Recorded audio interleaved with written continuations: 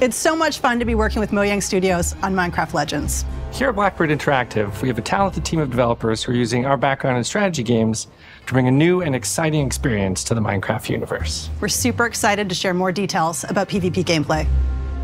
Get him out of here, get him out of here. There are some really cool features that make PvP unique. First off, players share their army and resources with their team. This means that individual players aren't able to win on their own. They must cooperate to be successful. Communication is really important, and you can sort of really tell the teams that gel together because they naturally form roles at the beginning of the game, and as soon as we start, you're off collecting, I start building. We have our favorite roles, but we change them up. Also, the world in PvP is procedurally generated, just like it is in campaign. This means that each PvP session is different than the last. That it's different every time you play, depending on how the map is generated, where the valleys are, the mountains are, where the secrets are, you know, where the towers are. In Minecraft Legends, the piglins are an ever-present threat, and this includes PvP. The piglins are on their own side. They're trying to kill both of you at the same time. So the opposing team is not the only thing you need to worry about. Beware of the piglins! In PvP, there's something for everyone. For players who like action, they can go attack the piglins or lay siege to the enemy base. For players who enjoy exploration, they can search the world to find resources for their team, hidden treasure chests, or scout the enemy base. Gathering resources to help the team out, that's super important. But whenever I get into a PvP match, the first thing I try to do is to track down the Regal Tiger. It's my favorite mob to ride because it's really fast, but it's also really cute. For players who like building, you can spend your time building defenses and upgrading your base, because soon enough your enemy will attack, and you need to be ready. So the first thing I do when we start is everyone runs off. I open the map, see where the enemy base is.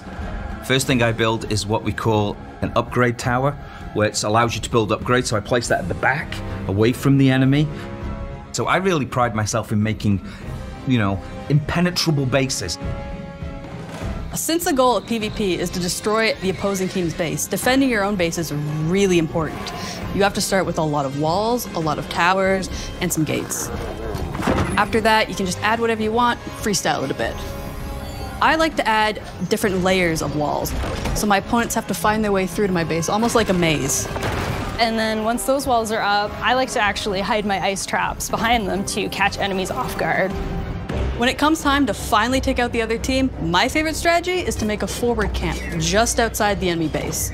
Then I get the biggest, strongest mobs I can as fast as I can and start sending them in. Then I can smash down the walls, take out their mobs, and claim victory. The real fun of PvP is creating a strategy, having a game plan, deciding how you think you're going to crush the enemy, and then all of a sudden the hosts tell you, the opposing team just built a redstone launcher. And you're like, I can't do my attack now.